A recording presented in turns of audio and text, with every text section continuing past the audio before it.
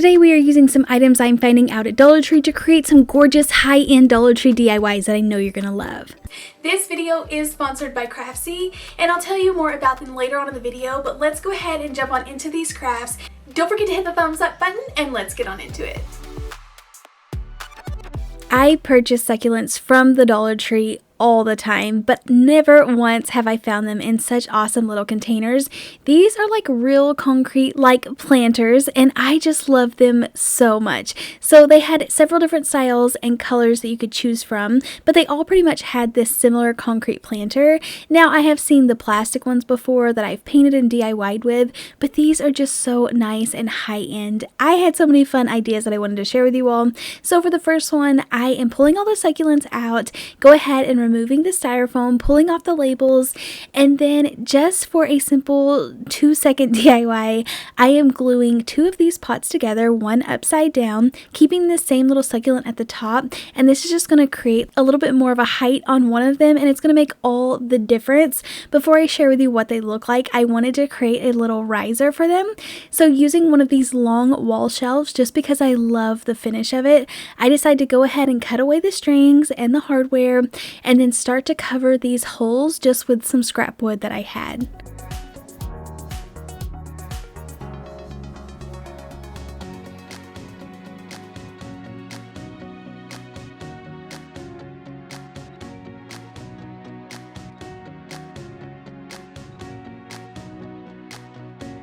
So for this, I am using the concrete planters as actual feet or the riser part of the stand. I glued them on both sides. You could add one to the middle if you wanted to. And then, like I mentioned, covering the edges. When I said scrap wood, I just meant like a scrap wood piece that I had of Dollar Tree item. So I just easily broke them apart and then used my miter shears to cut a piece that was the perfect length to cover the holes on both sides. And this just looks like a really nice riser. So many things you could do with this or put on here, but I think it looks really good holding the plants.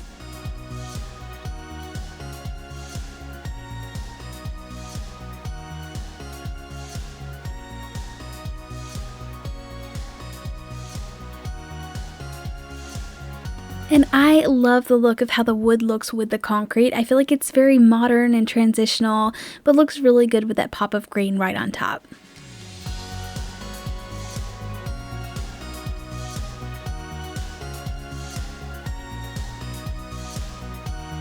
Now I want to stop and thank Craftsy for sponsoring today's video and offering my subscribers an incredible deal. After recently discovering Craftsy, I had to share it with you all because it's just so much fun.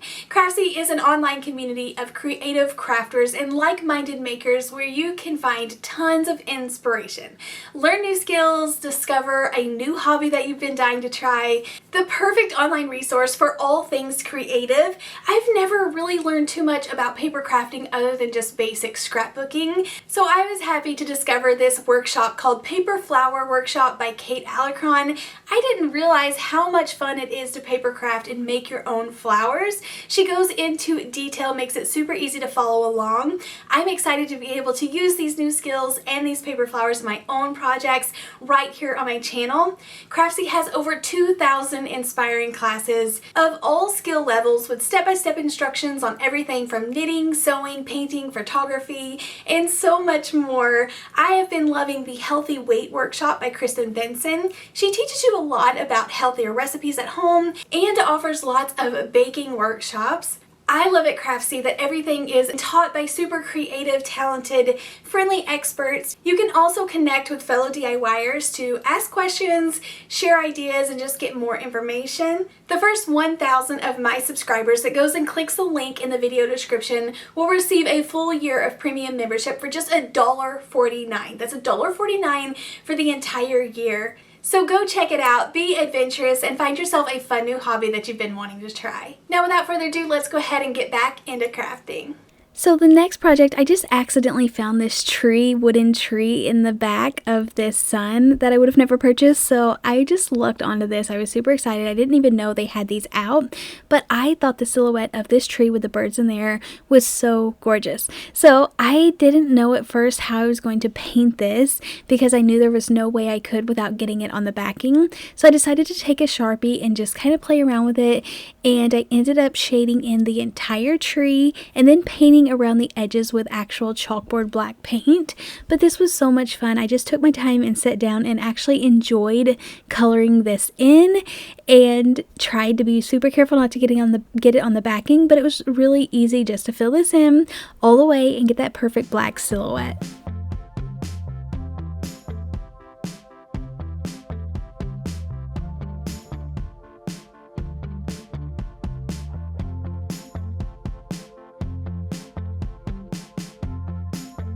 If you didn't want to use the actual Sharpie marker, I was thinking you could dip like a roller sponge into black paint and just lightly roll over the top of it. You're still going to like risk splashing or losing a little bit of paint in the cracks, but this just worked really good for me. Also, a paint marker would work really well. You might not get like the look of a Sharpie, but it all seemed to blend in really nice for me.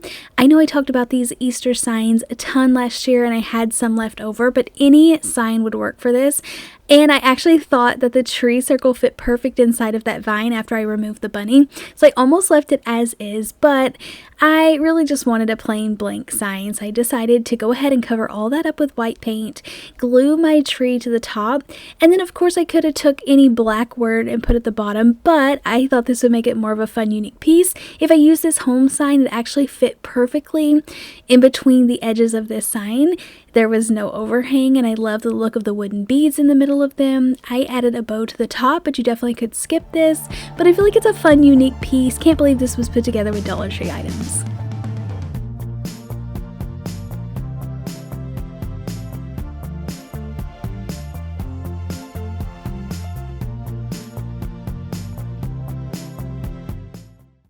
Next up, I have a really fun way to display some of your favorite faux flowers. I picked up one of these wooden rings from Dollar Tree out of the Crafter's Square section, and then I'm going to go ahead and tie my jute twine to one side and start wrapping this around until I have like a big thick piece of jute twine.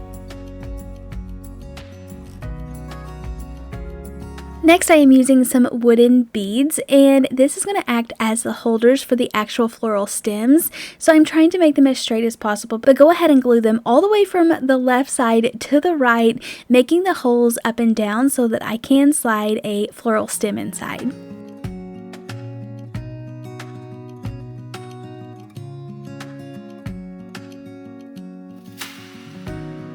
So at this point, you can make it as colorful or neutral as you'd like. I love pink flowers in the springtime. It just brings me so much joy, and pink's my favorite color. So I'm starting off trying to be super careful and playing around with it. I start with a few random pieces of like smaller floral sticks or stems, and then sticking in a little bit of a larger one. I wanted to add as much greenery as I could in like different kinds, so I'm just playing around with what I have on hand and messing around with it. Some of the larger ones I noticed I could just kind of tuck down inside of the burlap to help hold them in place, but after I got so many, you could tell that after I picked it up they wanted to lean backwards. So just to give it a brace and a little bit of extra security, I do tie one more strand more towards the top just so they'll have something to lean on. Then I'm going to go ahead and attach a hanger with a couple of beads at the top. I put this together in less than 10 minutes, but I think it is such a beautiful piece. It's going to bring in so much like natural decor into your home. And like I mentioned, just a fun way to get to display your favorite florals.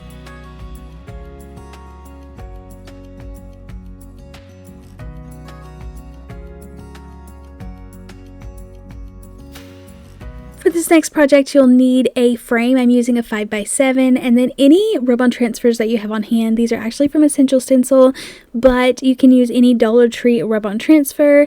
And then 2 pieces of wood. These are from Dollar Tree, but they're just a little bit longer than the frame, so a little bit longer than the 5 inches short side that's going to be up and down. And I'm going to place that at the top and the bottom just to create like a nicer stand. So the first thing I wanted to do was decorate the glass. So I go ahead and remove that from the frame, and then playing around with some stencils that I had on hand, I'm going to go ahead and just rub them in the center of the glass before moving forward.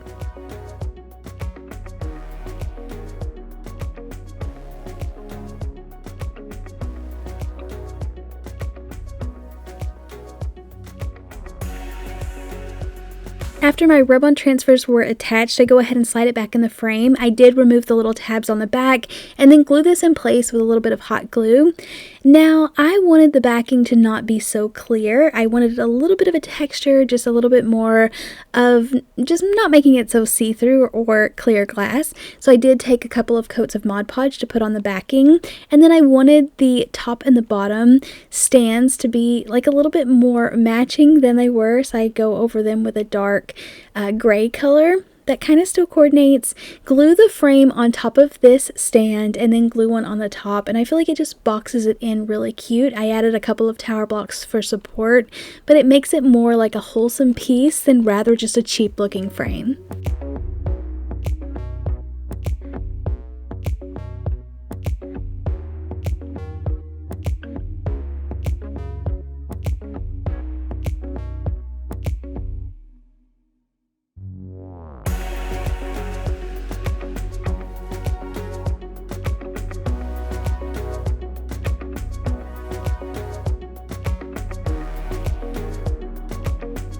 And then you guys know that I love to throw a good Cricut craft in every once in a while, so I love these large wood cutting boards.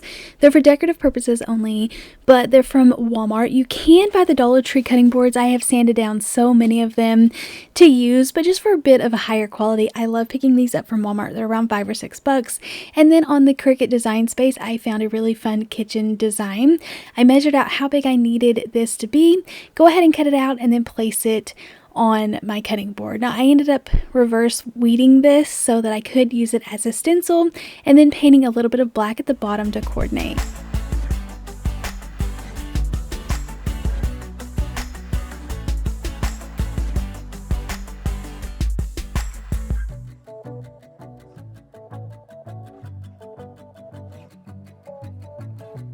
After getting this all weeded out, I put it on a piece of transfer tape to move it to the cutting board. I actually love using stencils more than the vinyl sometimes if it's going to be something that I'm going to display for years to come, just as decor purposes, because I don't have to worry about sealing over it or anything, and I know the paint's really going to last. You could even like sand over the paint if you want more of a distressed look, but for this I just went ahead and filled it in and then let it completely dry before peeling off the stencil that I made.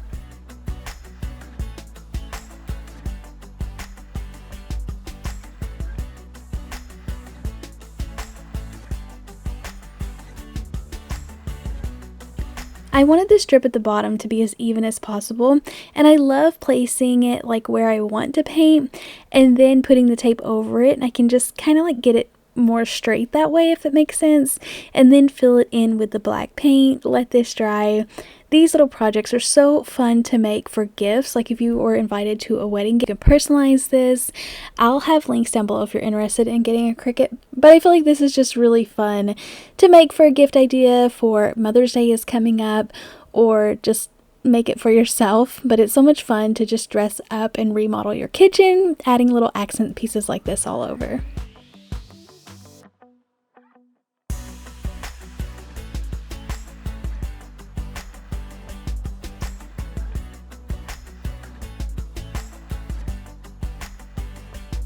And this is another project that I've made before that I absolutely loved how it turned out, and I just want to use this effect on everything. But using any shape from the Dollar Tree, I love these large house shapes. I'm using spackling that I barely thinned down just so I can get a nice coat on here. I started with a popsicle stick, but it was too hard to apply, so I just got in there, didn't worry about getting messy with my hands, but trying to make the spackling one direction so that it just kind of has more of a consistent texture, letting that completely dry, and then painting over it with some gray paint.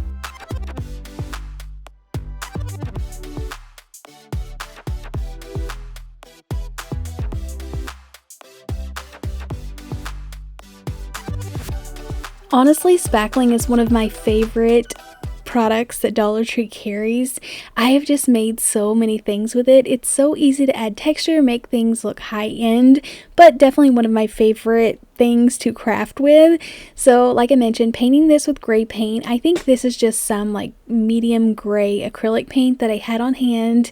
just to give it a nice base coat. But then what's really going to make this look high-end is taking some of this stone spray paint, lightly spritzing over the top of it just to get this fun stone effect. I didn't even go crazy with it, kind of minimal, but just setting against like the wood grains and the greenery, I think it's gorgeous and just obsessed with this piece.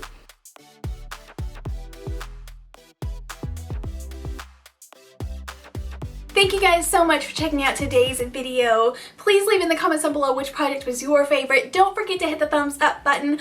Also, another huge thank you to Craftsby for sponsoring today's video. Remember, the first 1,000 of my subscribers that go click the link down in the description box can receive an entire year of premium membership for just $1.49. Thanks again for checking out today's video, and I'll see you in the next one. Happy crafting. Bye.